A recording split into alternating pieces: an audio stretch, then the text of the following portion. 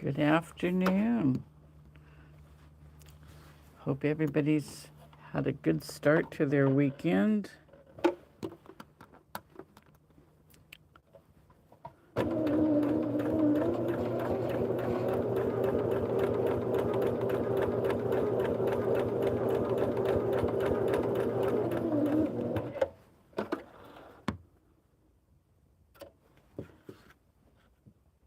I know that we worked on this project a month or two ago, and it is so close to being done.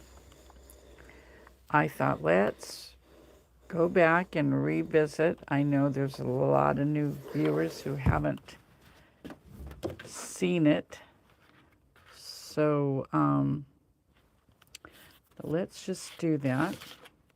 Never hurts to have a little refresher if you have seen it before. I'm doing a flying geese section right now. Before we really get into this, I want to show you, I finished my little table topper. And I don't know if it's going to show up, but there are some little sparklies, little crystals. It sure shows up in the shop, but I don't see it in the camera. And I did end up adding just a little bit of border. I think I cut those pieces 2 inches, and then I did a double binding just to brighten it up a little bit. But that is made from this Charm Pack Pumpkin Grove, and there's no pattern for it. It's just done from the 2-inch hexie package, and there's enough in there to do 3 different table toppers. If you want to do seasonal ones, whatever, if you want to get a couple of the same charm packs and make it bigger, it's entirely up to you. I think I'll probably post a little something about the way I made this one, but there's going to be some other ones that I will add and give you to try to give you some ideas of what you can do. I'm always looking for things to do with charm packs. I don't know why I buy them. I never know what I'm going to do with them, but let me get this off the screen. I never know what I'm going to do with them, but I love them because you get a big variety of prints in them or colors or whatever. And end up doing, I'm thinking about doing we have a half square triangle block that makes 4 half square triangles that finish at 2 inches that are designed to go on charm packs. So I'm kind of thinking about that. I've got a fall charm pack that I thought I would do. So we'll see. But today we're working on Stars Aligned. This is a pattern. This is a pattern by Julia McLeod. And the picture on the cover is made from silks. That's what Julia does. She recycles, or what's the other word for it? She uses silk. She I don't know how she finds so many gorgeous silk fabrics, but I know she does. She'll buy saris and take them apart, silk blouses, silk ties. I don't know. I know my aunt used to get, she would go to mills in Texas and she would get bolt ends or scraps from the tie makers. And I don't know if she even paid for them, but we're talking 30 years ago. I have a friend who gave me a bag of scraps from a mill, or not a mill, but a company that made ties. And I am working on another Julia McLeod designed quilt. I thought I should have at least one in my booth that's made from silk, so I am working on that one. but it won't be anything that I will be able to kit because obviously it's made from scraps. But in her book, if you're interested in her book, she tells you how to deconstruct articles of clothing to be usable, and how to handle your fabrics. And I forget how many different patterns she has in there. Most of them you can use our product on, and she will tell you which packages and how many you need if you want to use our product. So, hey Denise, how are you? Um, yeah.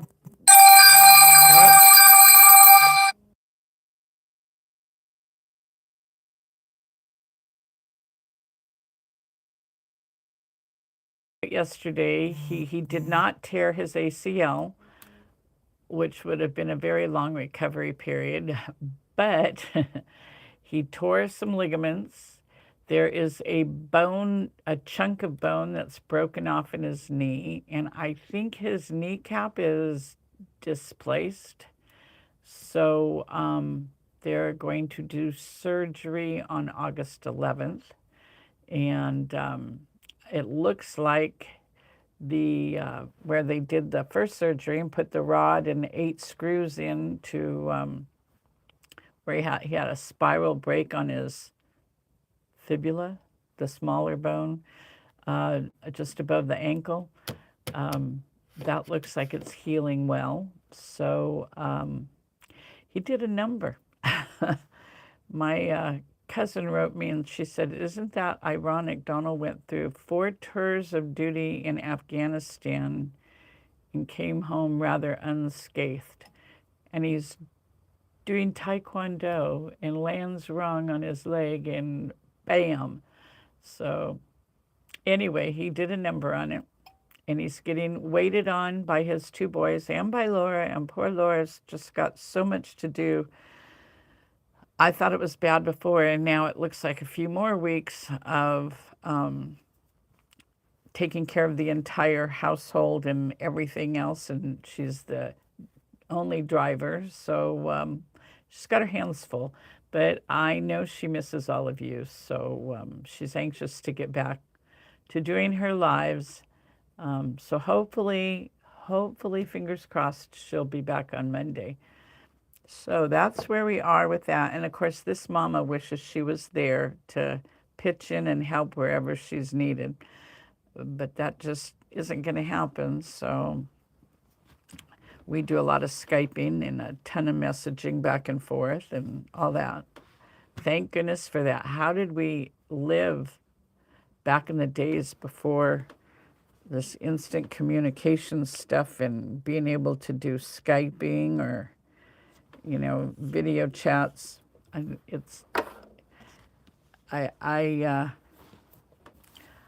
What's the word? I'm not a real big proponent of the kids being on the screen all the time, but when we need it, it's sure nice. So I guess it's kind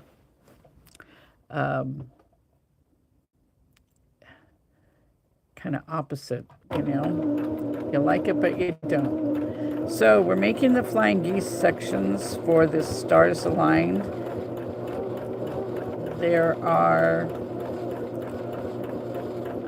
how many rows? There's 6 rows of blocks, and there's 3 rows horizontal, 3 rows vertical. That are the flying geese units that when they come together, they make the stars. And so they're short little sections. There's only 4 flying geese per section. There are quite a few of them, but they go pretty fast.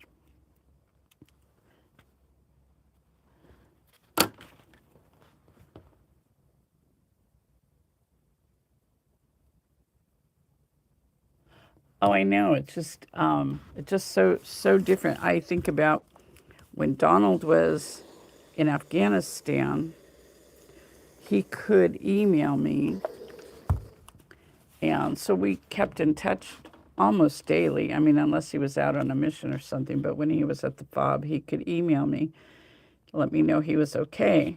And I think about, I have a chest full of letters that my mother and father-in-law wrote, my mother-in-law and father-in-law wrote while he was overseas.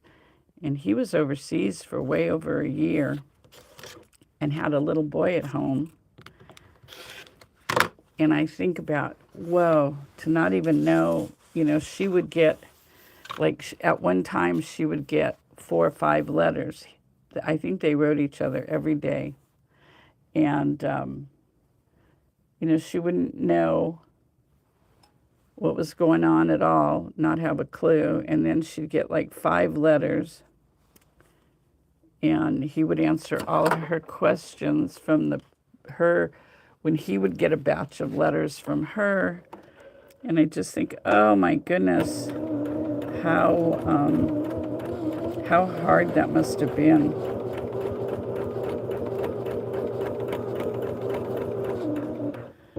And it was still kind of like that. I dated a guy who was in Vietnam twice, and it took a long time to get letters back and forth.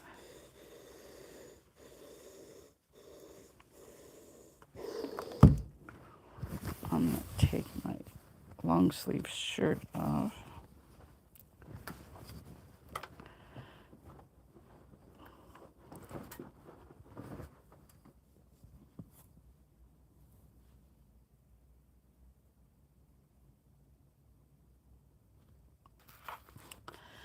And I have one last one here, and then we'll,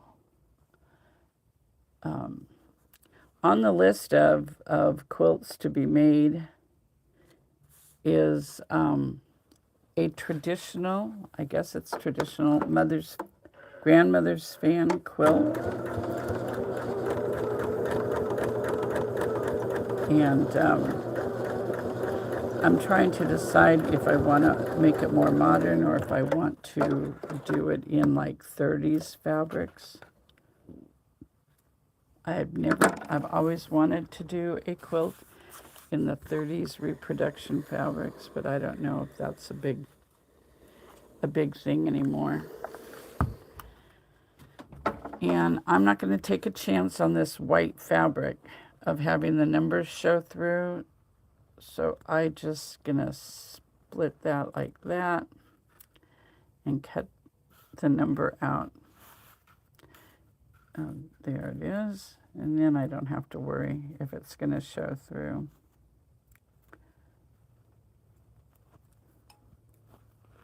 And it's really easy to do before you stitch this down.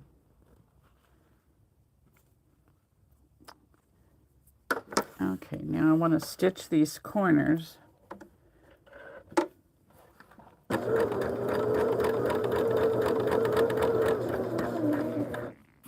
machine kind of rattles a little bit, but I have to tell you, it has excellent tension now.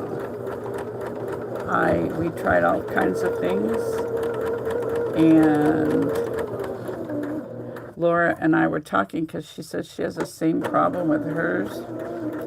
She has the same,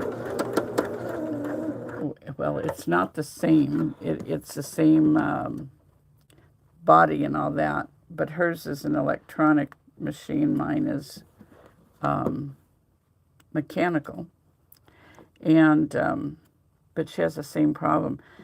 And I don't remember if we heard it somewhere or if she had just thought about it. She said, I'm tempted to try a different bobbin. So I did. And it's made all the difference in the world. My tension here is in the normal range, which I haven't run since I got this. But it's a bobbin, a Singer bobbin from, I had it in my Singer machine. It's a class 66. It's just ever so slightly larger, and I think that is what it needed to get the better tension. So I don't know for sure if that's what it is, but I'm real pleased with it now. Got no complaints. So I don't know if it's quite, if the company would be happy hearing me say that, but ooh, I think my rotary cutter's got a little lint in it.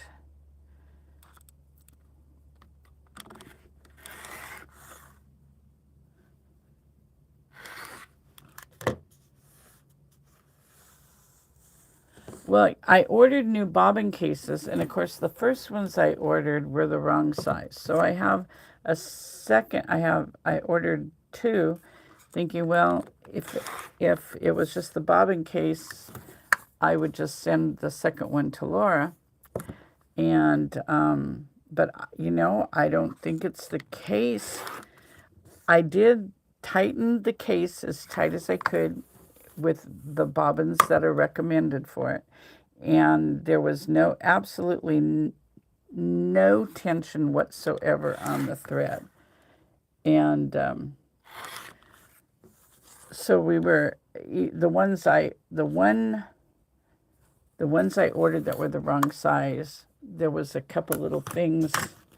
I mean, they fit in it, but I think it was just a tad bit too tall or something. I don't know. But I sent them back and ordered the exact right ones for this. But then we tried the different bobbin, and it's just working beautiful. I don't know that I want to change anything. I will probably order another package. So I like to have lots of bobbins wound ahead. Okay, so here's our flying geese section. I got two of those. So what I'm going to do is, let's do the fan, because it's the curved piecing that so many people are afraid of. I've already done the little part, sewed those on, because they're tight. They're not that difficult. And this morning I finally, I only put a pin in the middle and a pin at each end and didn't pin in between, and I got the smoothest curve. It was so simple. So maybe that is my problem. So on these, there is a little V that notes where to clip this inside seam. It's the inside seam on the outside part B, to the grandmother's fan block. And there is a little dot right here that indicates the center. So I put my pin there, and this seam is the center. So we'll match the center, and we'll match the edges of the fabric and pin that down. And then I'm just going to roll the edges together and work my way towards the outside edge on the one side.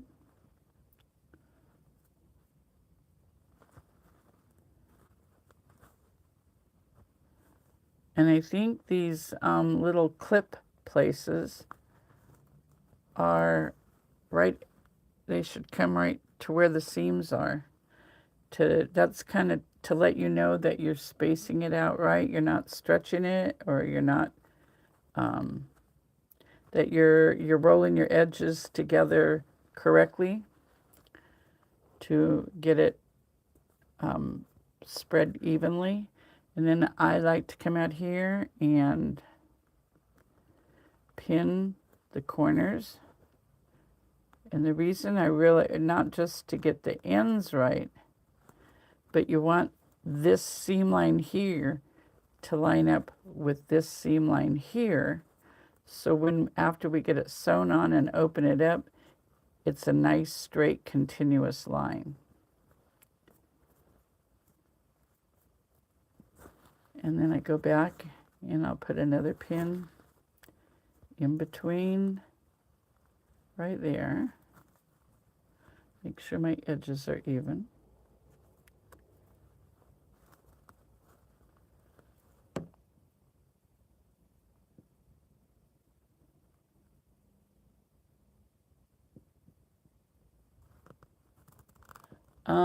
No, I haven't heard of her. But it should be a fun class.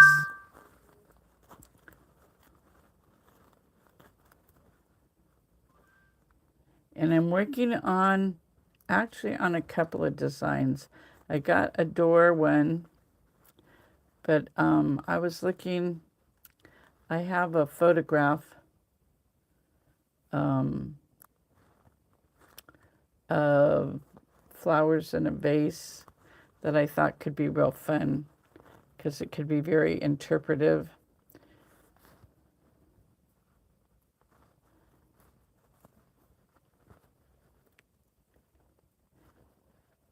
So we'll be, I have to get ready for the quilt shows before I can start doing this. I'm so far behind. But that's not anything new. I just quit getting really irritable when I get behind. I used to, oh my gosh, my poor husband, I don't know how he put up with me. And then I just decided, you know, you can only do what you can do. And I,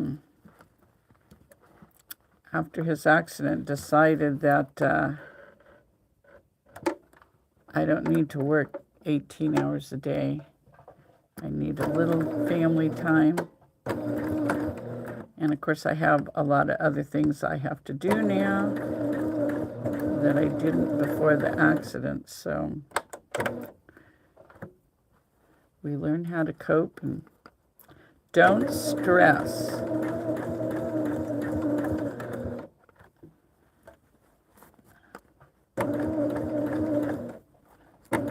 But you can see sewing the curved seam is really not anymore. It's a little bit slower, but it's not difficult at all. You just follow the line. And I work with my left hand to always keep the fullness even so you don't get any puckers, which is why I like to sew on this side and not the bottom. Although when we do the New York Beauty blocks, I do sew on the art part where the points are because I want to make sure I don't cut off a point. But in that case, if I do it that way, I still work the fullness through and underneath over here. So same thing. It's just you want to make sure you don't cut the points off. The grandmother's fan is just round, so no points.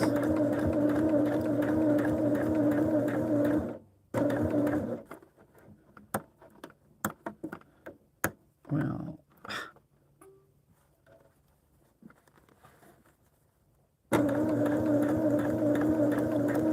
but you don't really even realize you're sewing a curve.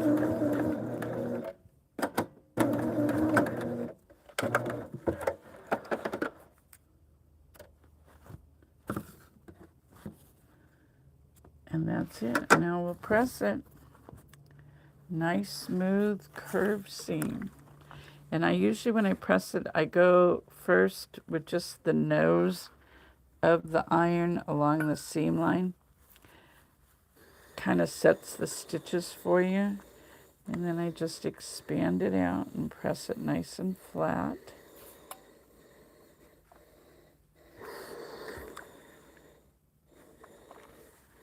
And there we are.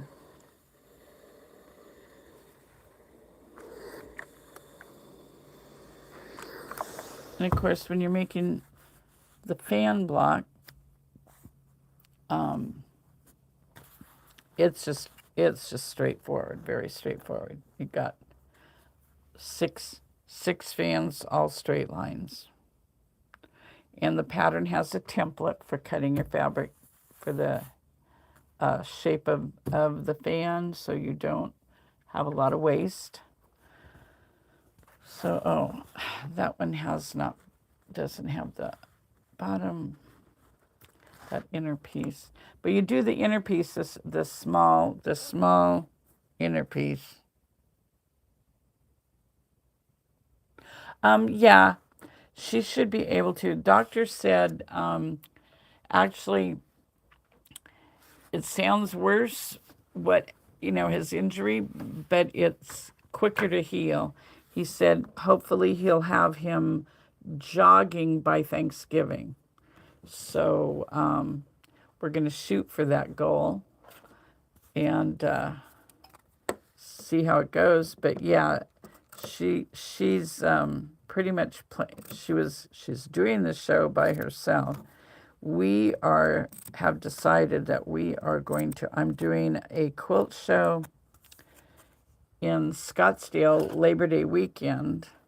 So we are going to leave Sunday of Labor Day weekend. We're going to leave Scottsdale and head to Virginia because I have a lot of stuff to take her. And I don't know, I'm afraid that if I start shipping stuff, I have to ship tables and all that kind of stuff to her. So we just decided we could make a real quick trip back there because we have a show here in California the same weekend as she does a show in Virginia. So we'll get to see him for about 3 or 4 days and turn around and drive cross country again.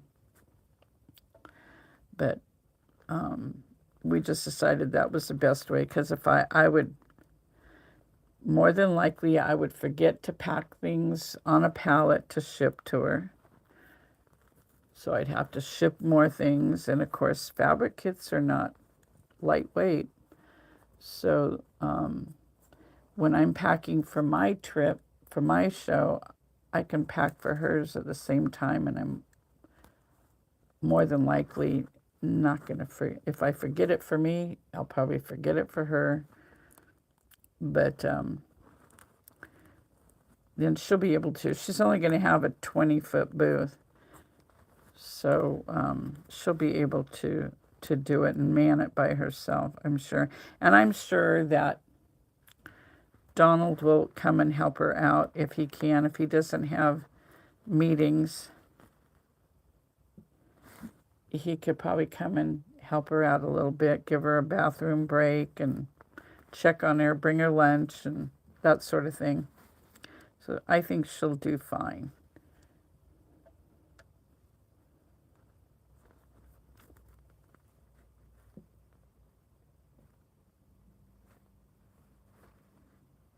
Hi, thank you for joining us.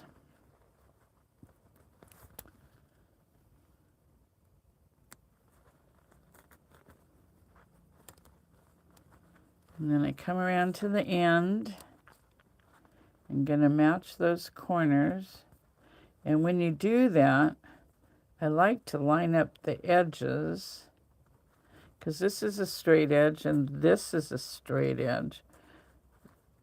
So I like to line those edges up so it's when you open it up, it's going to be straight.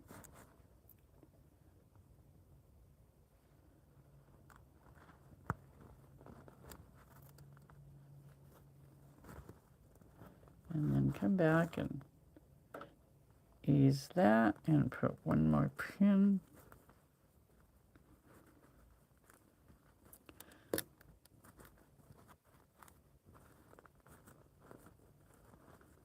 Yeah, I have no doubt she's going to do just fine. I think she's maybe a little bit nervous because she's, never done one. They've helped me set up booths and take down, and she's worked in the booth with me.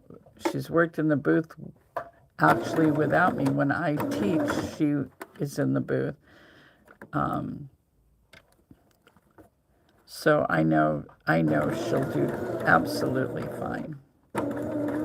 I wouldn't be having her do it if I didn't totally trust her and have faith that she would do a great job.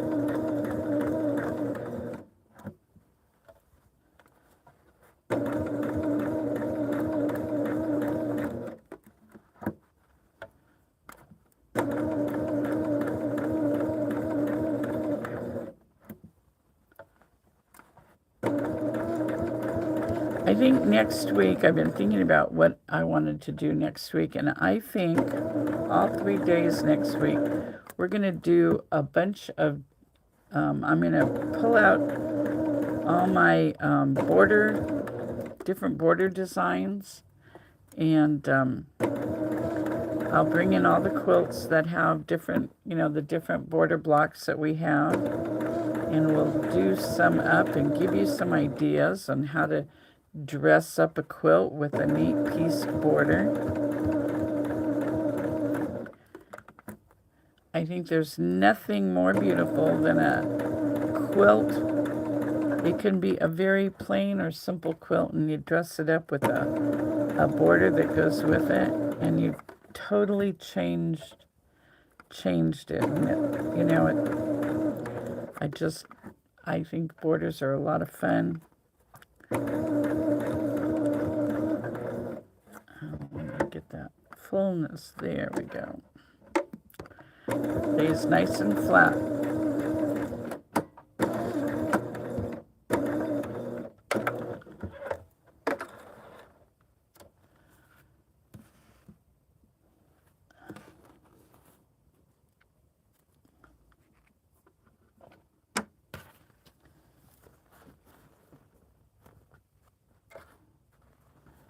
And then we're going to press it.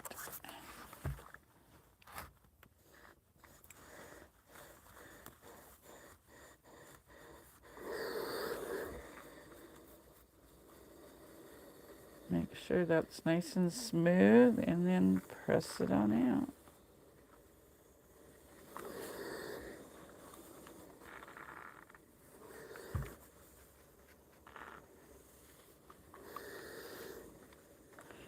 I love this fabric. It looks like you're underwater.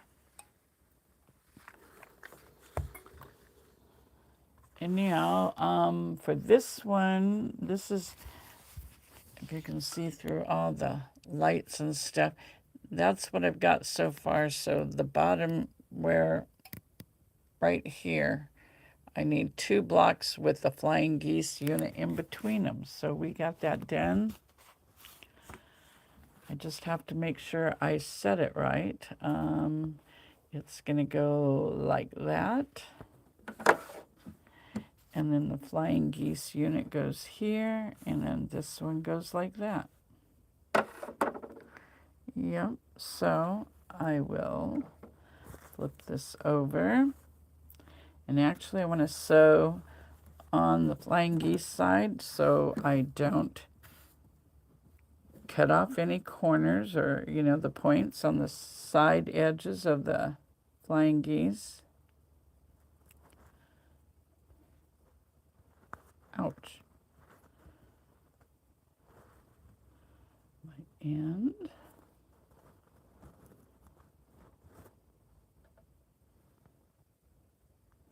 Boy, it was such a dreary morning.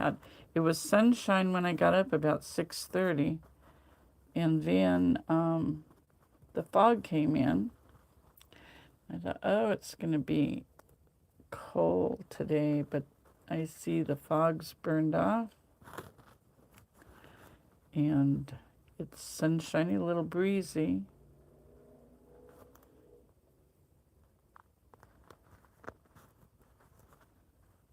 And sometimes when you have a lot of seams like here, it kind of shrinks the unit down. But it goes out to its correct size very easily. I want to make sure I match up my seam lines.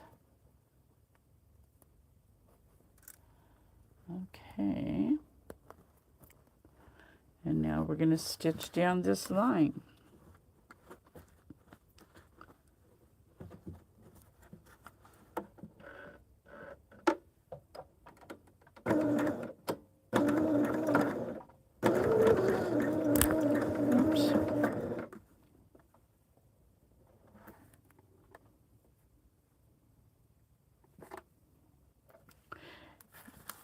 That's funny that you say a Lone Star quilt. I have one. If you look online, it's called a Tequila Sunrise. And oh boy, off the top of my head, I think the quilt comes out, it's got a little spiked border, inner border. I think the quilt measures 64 by 60, something like that. And I offered it in 2 colorways back when I first designed it. And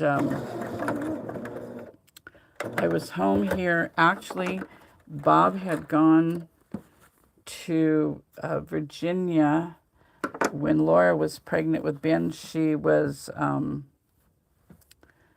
she confined to bed, and they had Everett there. So Bob went back to help out, and I'm going to have to clip this seam allowance because I didn't pay attention to the direction. Anyway, he was back there, and I was home all by myself. So I got all the pieces made for the second big Tequila Sunrise. It was done in blues and purples. And I thought, I don't want to do it the same. And I forget what it's called. You lay it out totally different. I will be sharing that with you next week because it's almost done and I have to write the pattern for it. Okay, so there's the first half or 2/3, whatever. And this one's gonna go like that. So we'll flip it over. Again, I'm gonna sew it on the Flying Geese side. So that's one I'll be showing you because it has turned out to be quite a large quilt.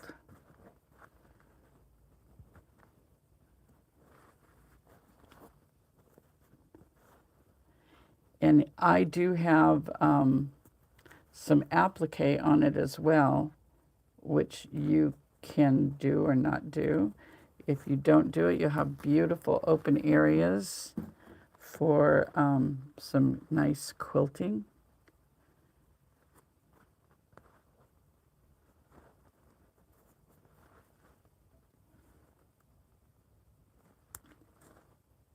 And it does have, it's got,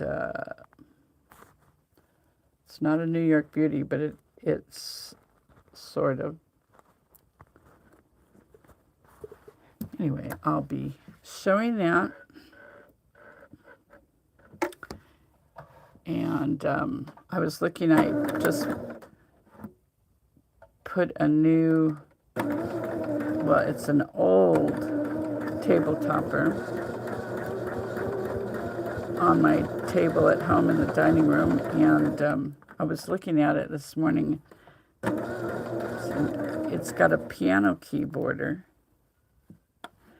The border is not on the foundation, but the corners are, because I wanted it to look mitered. And the easiest way to do that was on a block on the foundation. They came out perfect. And it was so easy.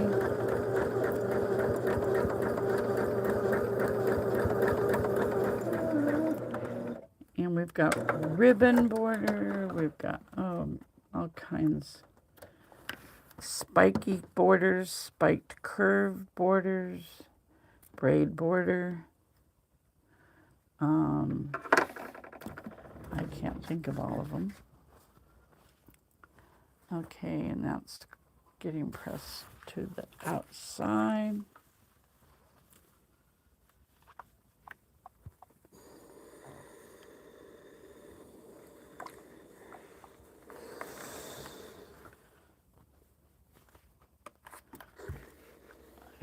We got it.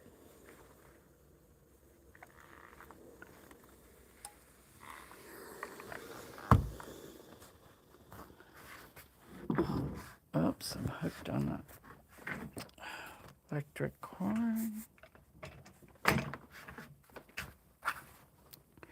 So we will put this over here. I hope, and I did it. You guys, I don't know what's wrong with me when I'm on here. I'm not paying attention.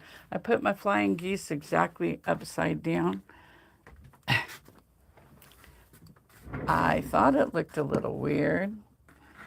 Well, you know what? I'll take this out later. I'll make another fan.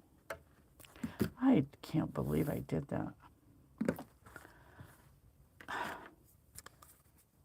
Oh, well.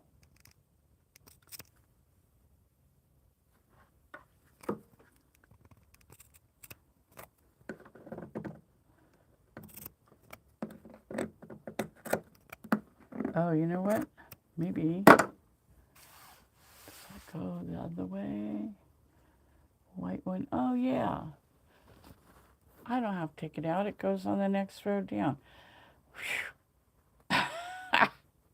Look down on that one. Yep. Just like up there. Okay, I don't feel so bad now. We'll make 2 more fan blocks and do it the right way.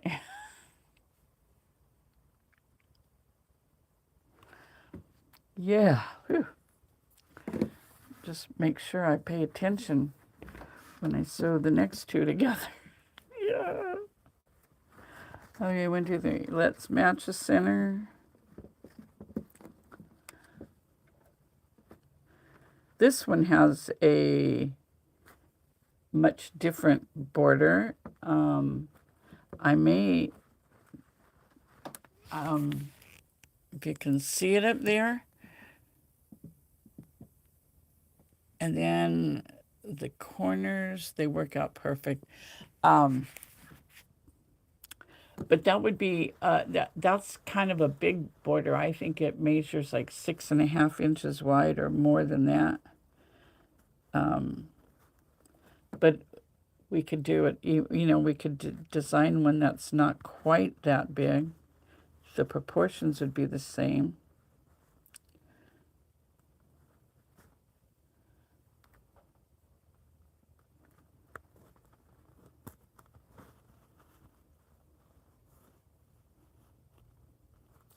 I was looking at some on our chat group, on the Facebook chat group. This morning I was showing Bob some of the things on there. And I didn't look so, shame on me. Sandy posted her pineapple quilt. And when I first looked at it, I thought it was just a bigger version of the one that I have done with the Kaffe fabrics and the black, with the black fabric. But I was looking at it. She did a fabulous job of placing colors on that one. I was really impressed. So if you're on here, Sandy, good job.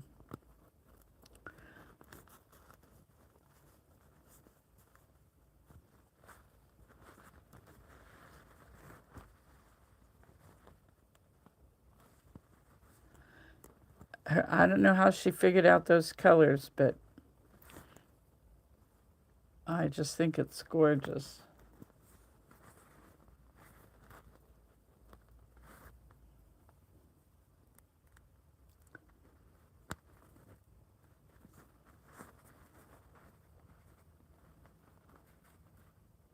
Everybody's was, but everything you guys have posted on there, I've been very impressed with.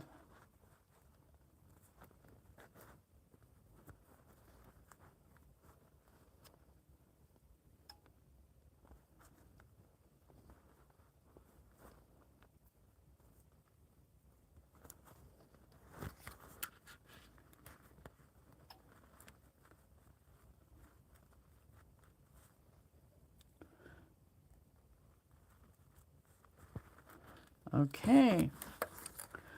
These really aren't all that bad. I don't know why I didn't have this one done a lot sooner.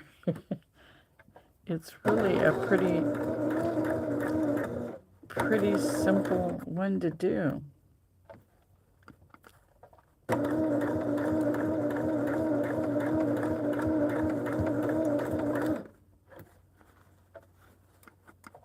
And the other one I want to do again is the Dresden plate.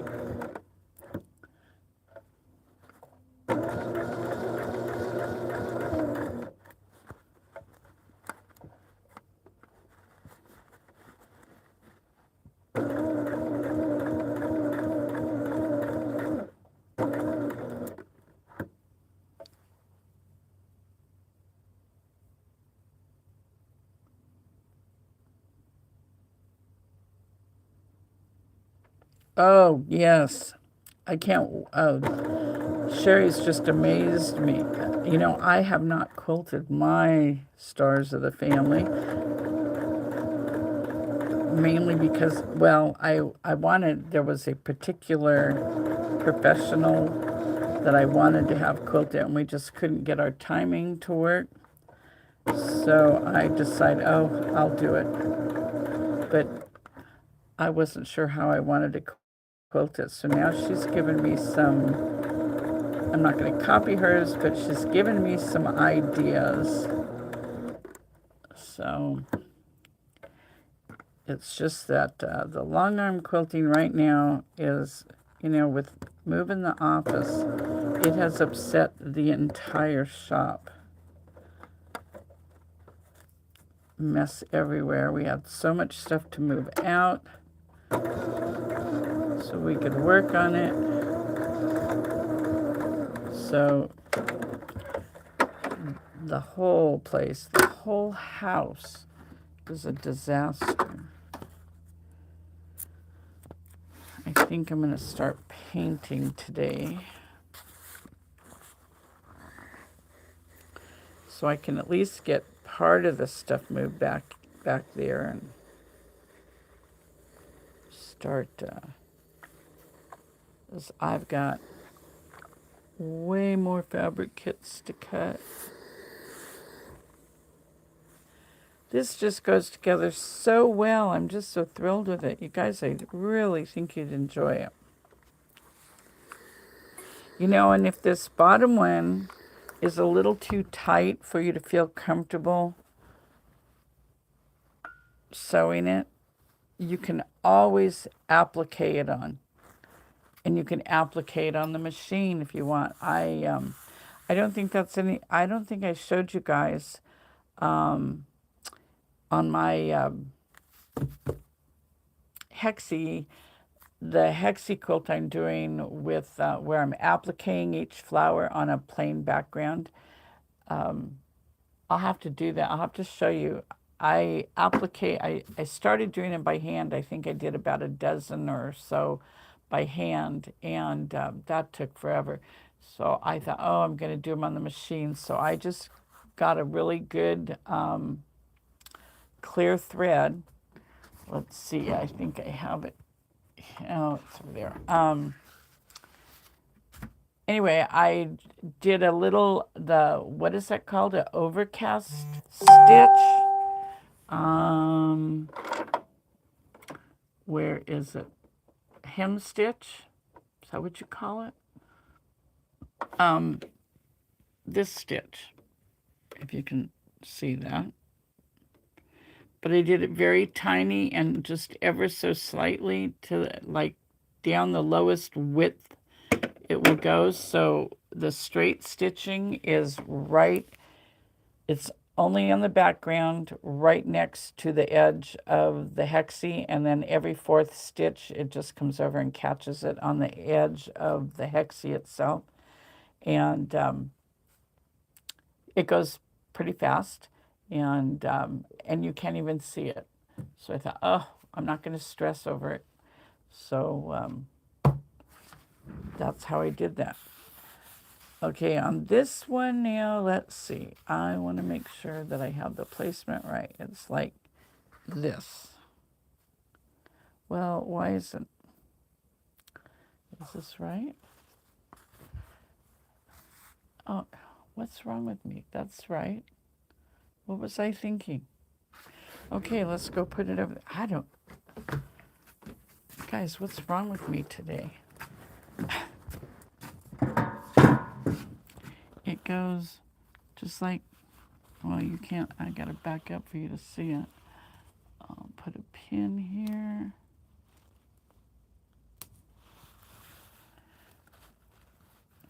The ones above are sewn, that's why they don't match up so perfectly. Where? Oh, pins. Anyway, it is right. And then, oh, I need to make more flying geese units. I need 1, 2, 3 more for the sashing row above those blocks. The more of it I do, the better I like it. So I'm going to do that. Let's do the 3 flying geese units we need. And I did, I chain piece these. So I have a bunch of them almost in. So if you hate making flying geese, this is the way to do them. And we do have flying geese in lots of different sizes.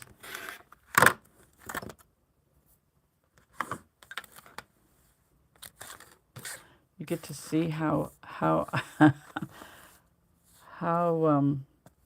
I work, and I go from one thing to the other. Is that called ADHD?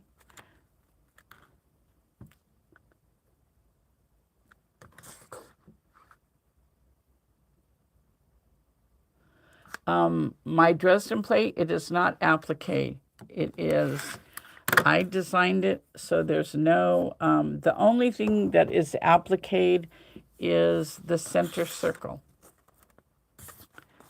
And that's where I learned to do the applique with that stitch, the like I just showed you that I do on the hexies.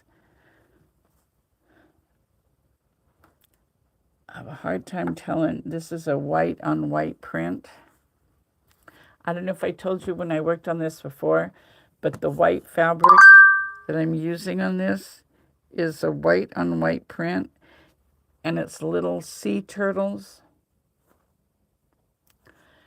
And because of the, oops, wrong color, Deb. Quit talking. It is, you know, I think this looks like it's underwater. So the sea turtles just went perfect with it. And I do have a few of these fabric kits left. It's terrible. I sell the kits before I finish the quilt.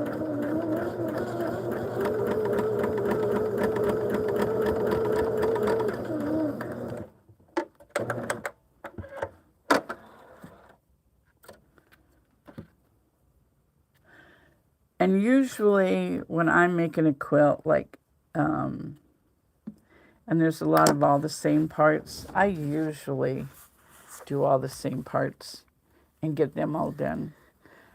And then do the next part. Like on this one, I would have, because I have all the fans are made. They don't have the inner part and the outer part on them, but all the fans were made because I don't know that I chain pieced it, but you know, you get in a routine when you keep doing the same thing. I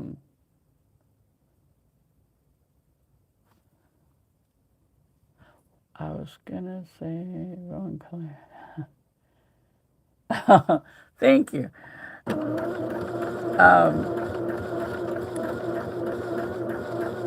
Anyway, I usually do all the parts, like all of these parts, and then all the fans, and what other parts there are.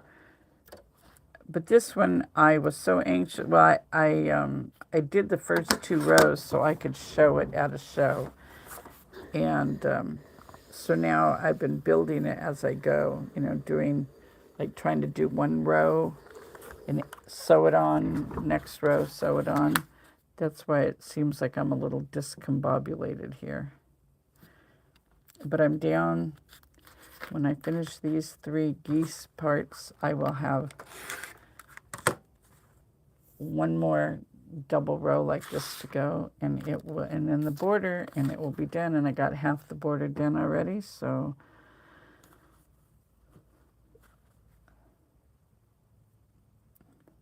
it'd be nice if on Tuesday I could show you this one all put together.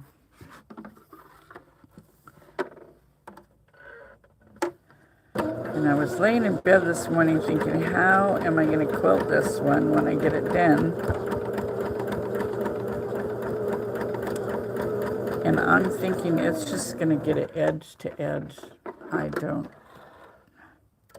This is when I wish I could just say, here, quilt this, and let somebody else make that decision.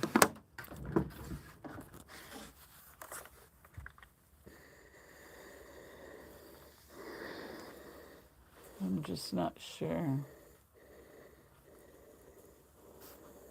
I could do some design in that print background, and then, I don't know. I have to think about it. If you have an idea, let me know.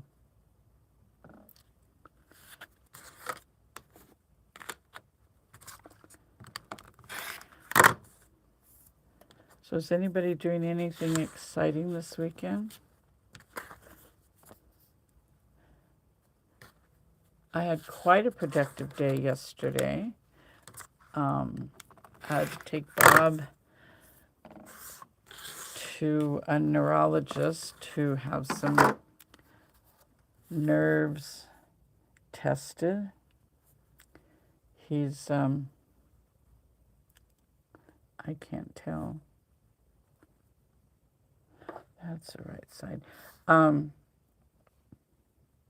Anyway, so we stopped and shopped on the way home and came home, and I worked for a little while down here, and then I went home and we did, we got corn, what is it, blanched, and beautiful corn on the cob, and then Bob sat there and cut all the corn off the cob, and then he made up, the bags that you suck the air out of. He did those. We got 12 nice sized bags of corn ready for whenever. And I planted corn, and he goes, don't even worry about that. He says, we got this really cheap, and it's really good. He says, don't mess with the corn. Don't take up room in the garden for the corn.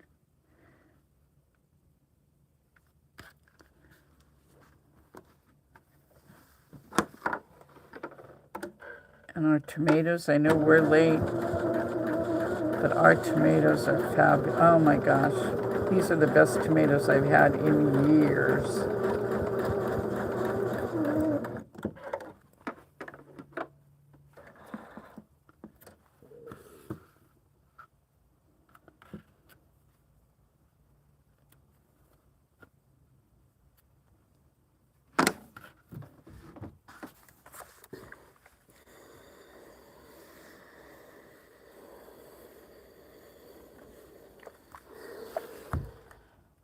Okay, now I want to clip those numbers out. See, if I put this against a white background, you can see this around here doesn't bother me because I'll be stitching on this line. When these get sewn together, if this print shows, I'll take my seam ripper in and rip it out right at the stitching. It won't change anything. I've never had to do that, but I did I had one customer who used a very thin white fabric and everything showed through, even in the seam allowance. So she had to sit and cut and cut and cut because she used a lot of white.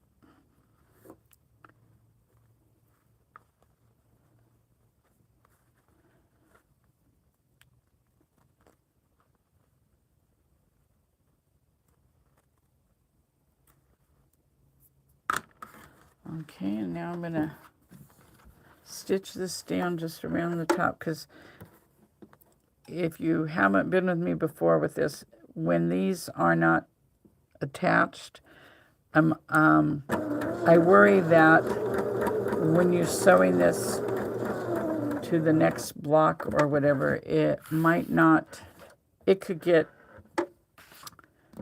you could move it and it would distort your block if you weren't careful. So this way you don't have to worry about it.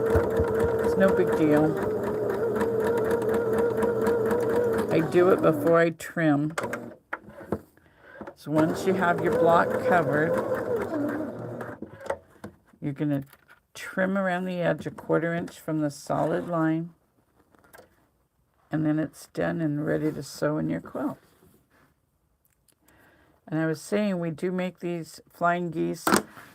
I do have individual flying geese blocks, but most of our, they come in strips, and they start at, I have 1 by 2, 1.5 by 3, 2 by 4, 2.5 by 5, and 3 by 6. And I think we'll be introducing ones that are not, what do you call that? When they're twice as wide as they are high. They'll be more maybe square. So, so that they can fit different places. If you want to use them for a border. Oh, that's other borders we have. We have dog tooth border, sawtooth border.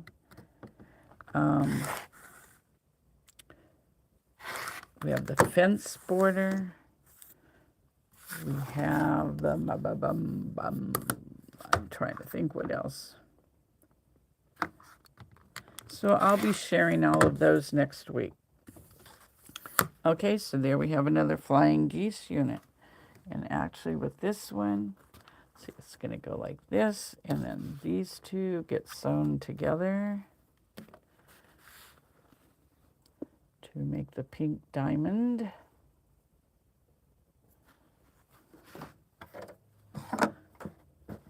Oh, I gotta pin it.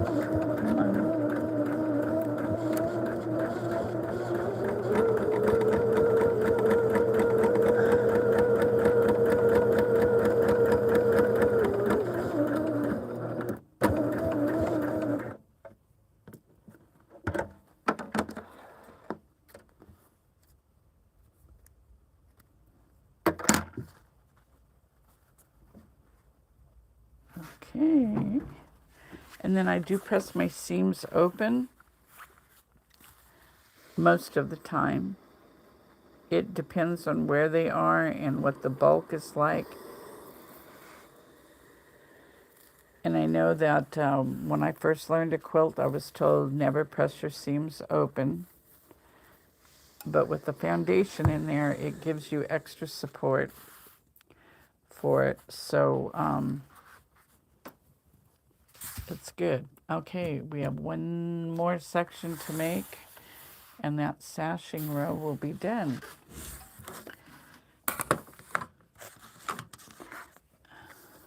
Oops, I got one side trimmed already.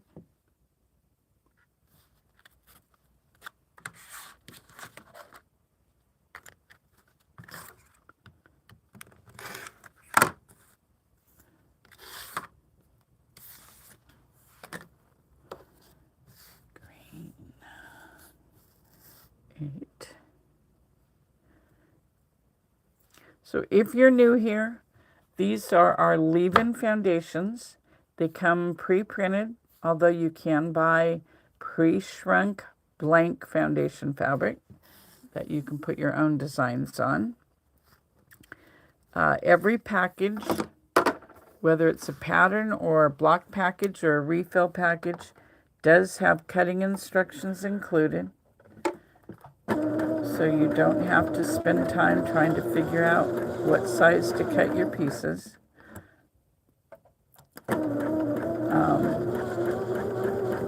The process is the same as traditional paper piecing, except you're going to leave this in your quilt forever and ever and ever. And it is a one-time use, but we have managed to keep the price the same price or cheaper than paper, if depending on the size of the block. If it's most people at home can only print an 8.5-inch wide piece of paper, and oh my gosh, if you're just using regular printer paper, it is so hard on your needle. You go through needles like crazy, and as nothing will, just like you don't use your fabric scissors on paper, your sewing needle really isn't designed to sew through paper. It will dull it just like it does your scissors. So then if you buy any kind of specialty paper to run through your printer, there's an extra cost. And if you print anything wider than about, 8 inches, when your printer is printing out towards the edge of the paper, as it gets out there, it does distort slightly, but and then if it's over an 8-inch block, you're going to have to do it in parts and tape it together. What a pain. Or take it to a copy place that can print bigger ones, and if that's the case, we are much cheaper. Plus, you don't have to rip ours out, so use a regular stitch length, whatever you use in your traditional piecing. You can use that same stitch length on this because you're not having to perforate anything. And the nice thing, you can see through it. So you know how I am constantly being told I can't paper piece. It's backwards, totally backwards. Well, this takes all that backwards feeling away because you can see everything you're doing. It makes much more sense. Makes it very easy to fussy cut. You can fussy cut any piece. Oh, maybe that's what I'll include next week while we're doing borders. I will show you how to fussy cut any piece in your quilt. Like we have crazy quilt blocks, and there's a couple of fairly large pieces in those blocks.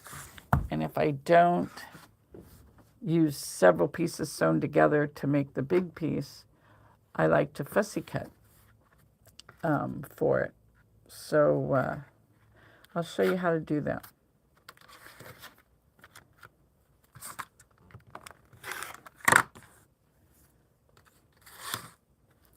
So next week will kind of be, like I say, we're going to do borders, but we'll talk about how to add borders, how to figure your sizes, all that.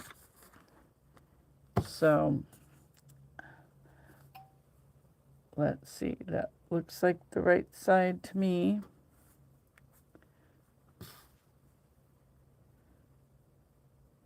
And when you're doing the flying geese, it's not real important that you have it perfectly centered. They're oversized enough that you can just eyeball it. I just always put the point of the piece I'm adding along this seam when you're doing the 2 background pieces. And now, and also if you haven't been with us, when I'm putting a light color over a dark color, I match the edges and then I push the light color just a couple of threads forward. I do not want, especially this white fabric stuff is showing through. If you don't push it just slightly past that dark color, you can see it here. I push it forward and there's ample size in the sizes we tell you to cut to be able to do this. It's not going to throw anything off in your quilt. You can't do this in traditional piecing because everything's based on a perfect cut size and a perfect 1/4 inch seam. Here, it's the line that's giving you the accuracy. So your cutting does not have to be perfect. If you watched me earlier, I don't know if I was on camera yet, when I was cutting this, I cut 4 or 8 layers of fabric at a time, which you can't do in traditional piecing. But you push that forward, the light color over the dark, you want to push it forward like that, so that when you open up your fabric, your piece of white fabric, you don't have a strip of the dark fabric showing through. It will give you a little shadow, and you don't want that. And because the one thing about paper or foundation piecing is you don't get a choice of which way your seam allowance goes. So now when I open it up, you're only going to see the white. You're not going to get a little dark piece, strip behind there by pushing it forward just that little bit.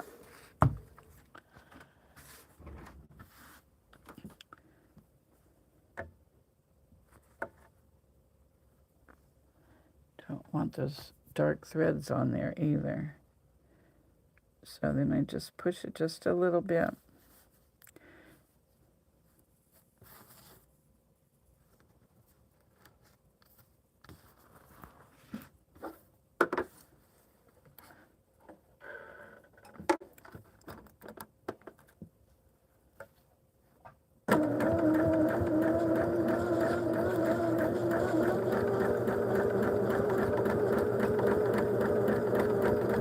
But just by sewing on the line, you'll get these perfect flying geese.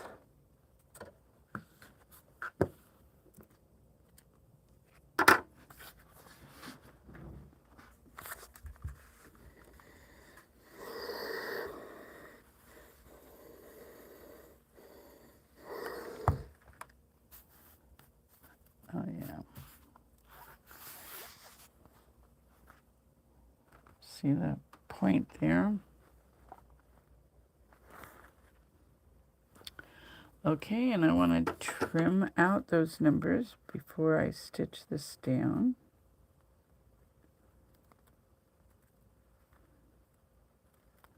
I think my scissors need to be sharpened. Actually, what works really well are the little embroidery scissors.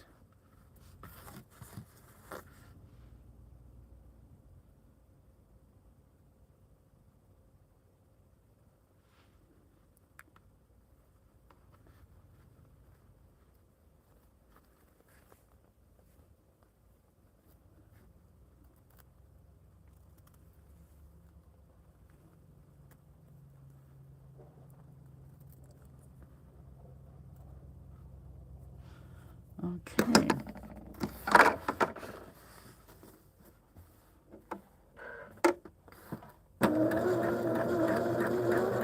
And every package has a page right after the title page. The back side of the title page has general foundation / paper piecing instructions. And down at the very bottom of the page in red print, it says to check to see if the print shows through, to be sure to trim it away before you quilt your quilt.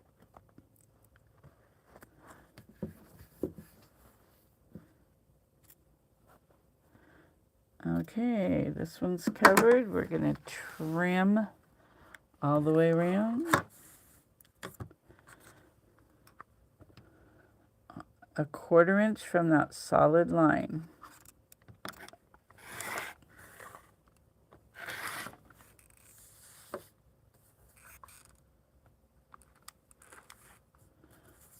Well,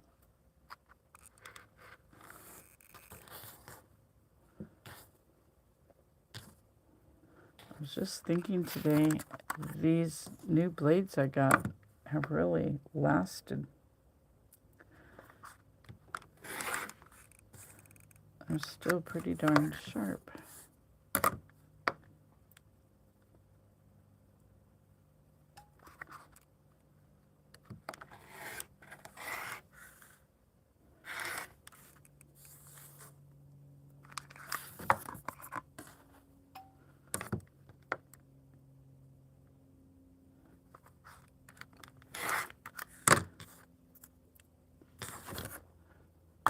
Okay, so there's my third one. That's gonna go. Here's my square to make the star. Okay, right sides together.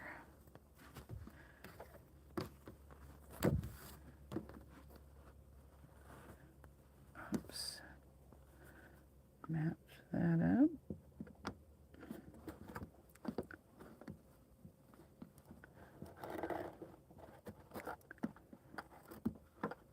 Wow. Okay.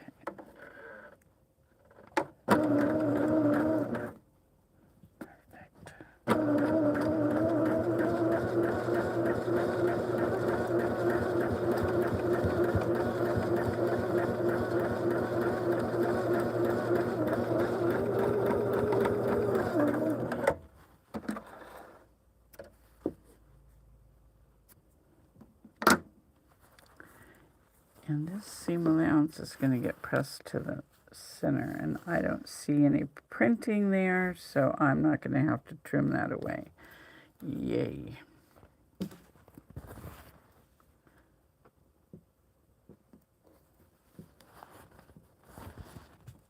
That looks good.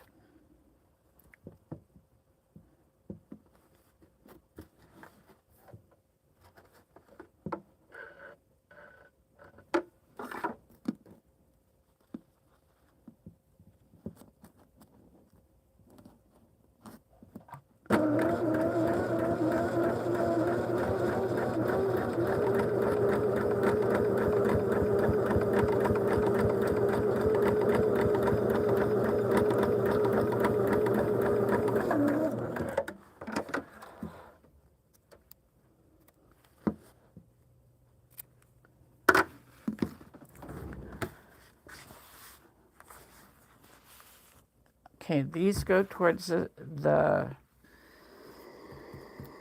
plain block, because when I pressed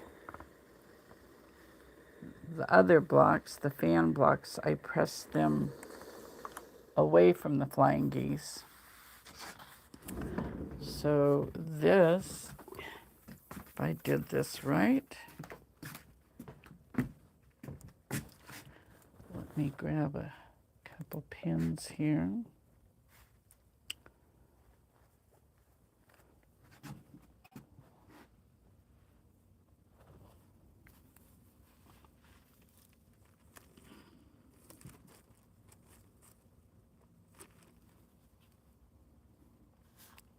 It's gonna go like that. So I have a square to put on there, and then I'll bring that other one over. We'll get that one done. But I think you guys get the idea. That's a cool, I like this sashing very much. This is, here you go. Here's another border. Um, you might not get all 4 stars. Well, if you did a little border outside, you could have your star points, all 4 star points. I might have to play around with that. I think that'd look cool. Very cool. So we're going to cut out a little early today because it's just the same old thing. Don't forget, oh man, I really wish those sparklies showed up. I can't get, oh, there's a little. And then I got the cutest little black lantern to go in the middle of that. And the orange lights inside looks pretty cool. So I'm real happy with that one. And again, that's you get, if you get the package, there's not a pattern per se for that. It's just the package of the 2-inch blocks right here. And like I say, there's 120 blocks in there. There's 37 in the table topper. So there's enough to get 3 table toppers out of that package. And this fabric line that we used is Pumpkin Grove from Maywood Studios. I have I don't know, I have a few of these left. So if that suits your fancy, or if you have charm packs, great way to use them. And again, this is the one we did today, Stars Aligned by Julia McLeod. And I do have the fabric kits available for that one. And I think that's about it. Remember, first of all, I want to thank you for joining me today. Hope you learned a little something. And I'm on Tuesdays, Thursdays, and Saturdays from noon until 2 normally. Sometimes I cut out a little early. I don't like to bore you with going over the same thing over and over and over again. And my daughter-in-law, Laura, we're noon to 2 West Coast time. Laura does shows usually Monday, Wednesday, Friday from 10 to noon East Coast time. If you've been following us at all, you know that she has been a tad bit busy taking care of my son the last couple of weeks. So if she doesn't show up for her live, don't panic. She will be back. She's hoping to get back into her regular routine fairly soon, but he's got one more surgery looming, so it's going to be tough on her. Doctor's appointments and stuff, and she's the only driver, so it's all up to her. Anyway, he's doing fine. Just a pain. He's not a pain, it's just a pain that they have to go through this. So anyway, but thanks so much for joining me, and I hope to see you Tuesday.